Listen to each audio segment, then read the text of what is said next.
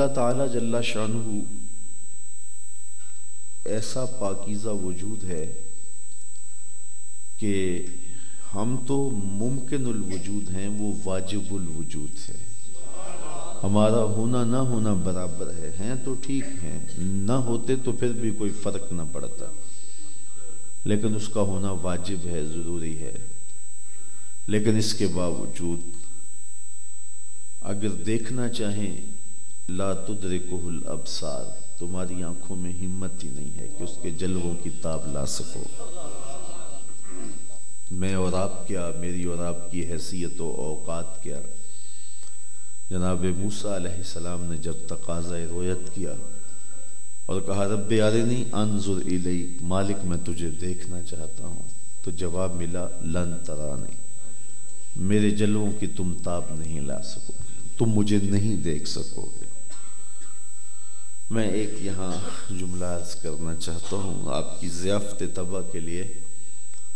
حرف ناصب جب مضارع پہ داخل ہوتا ہے تو مستقبل کی ابدی نفی کرتا ہے، تو لن ترانی کا مطلب ہوا کہ اے موسیٰ تم مجھے کبھی بھی نہیں دیکھ سکو گے، جبکہ عقیدہ یہ نہیں ہے۔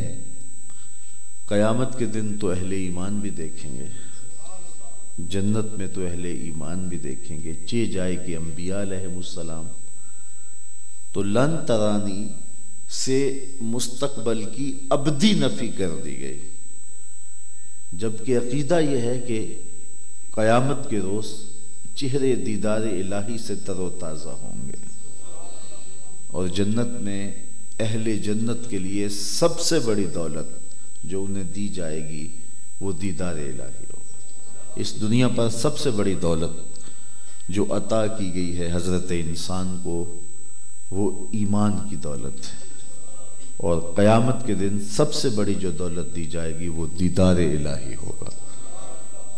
تو مومنین بھی دیکھیں گے حضرت موسیٰ تو پھر نبی ہیں، تو علماء نے فرمایا کہ یہاں کوئی عبارت مقدر ماننا پڑے گی، اور وہ یہ ہوگی لن ترانی یا موسیٰ حتی یرانی محمد صلی اللہ علیہ وسلم۔ اے موسیٰ اتنی دیر تک تم مجھے کبھی نہیں دیکھ سکتے جب تک محمد عربی نہیں دیکھ لیتے۔ گویا میرے جلوائے حسن کا افتتاح نگاہ مصطفیٰ کرے گی، پہلے وہ دیکھیں گے پھر کوئی اور دیکھے گا۔ تو کہا تم نہیں دیکھ سکتے، لیکن طلب نے اندر کوہرام مچا رکھا تھا، چونکہ رب کا کلام سنا تھا، تڑپ تھی جس کے کلام میں یہ لذت ہے، اس کے دیدار کا سرور کیا ہوگا۔ کہا مالک میں تو تجھے دیکھنا چاہتا ہوں۔ کہا اچھا اس پہاڑ پہ دیکھو، اگر یہ اپنی جگہ پہ ٹھہرا رہا تو تم مجھے دیکھ لو گے۔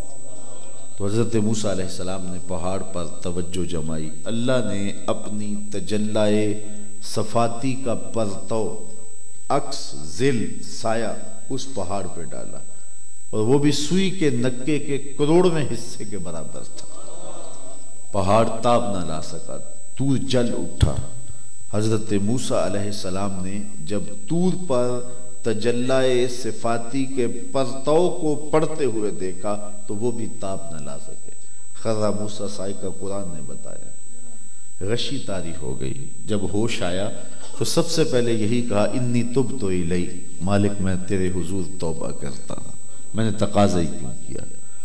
علامہ برہان الدین حلبی علیہ رحمہ انسان العیون فی سیرت النبی المامون کے اندر لکھتے ہیں کہ اگرچہ تاب نہیں لا سکے لیکن اللہ کے دیدار کا سرما تو آنکھوں میں لگ گیا تھا۔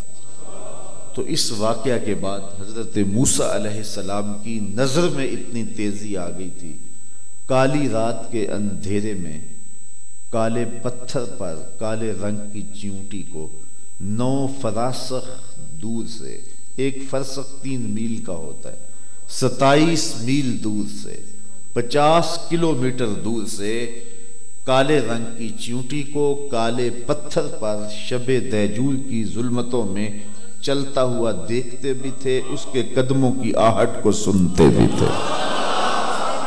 یہ اللہ کی تجلائے صفاتی کے پرتو دیکھنے سے نظر میں تیزی آ گئی اور اس کا کلام سننے سے سماعتوں میں یہ طاقت گھل گئی۔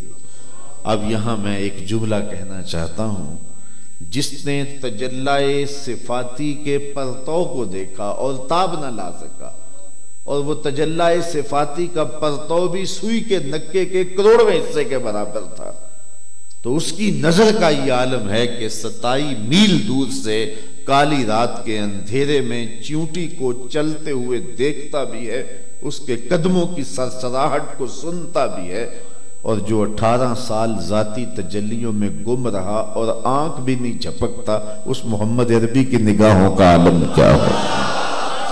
اسی لیے فرمایا انی ارا ما لا ترون و اسمع ما لا تسمعون، جو میں جانتا ہوں وہ تم نہیں جانتے، اور جو میں دیکھتا ہوں وہ تم، انی ارا جو میں دیکھتا ہوں، ما لا ترون وہ تم نہیں دیکھتے، اور جو میں سنتا ہوں وہ تم نہیں سنتے ہو۔ یہ مصطفیٰ کی نگاہ کا عالم، وہاں تو دیکھا تو تاب نہیں لا سکے نا خرا موسیٰ صاحب، اور یہاں منظر کیا تھا، ما زاغ البصر وما طغى اللہ۔ اور یہ پہلی مرتبہ دنیا پہ ہوا، پہلی مرتبہ ہوا۔ ہوتا یہ ہے کہ جب نظر منظر کی تعریف کرتی ہے، نظر منظر کو دیکھتی ہے تو پھر نظر منظر کی تعریف کرتی ہے کہ واہ واہ کیسا سہانا منظر تھا، کتنی خوبصورت وادیاں تھیں۔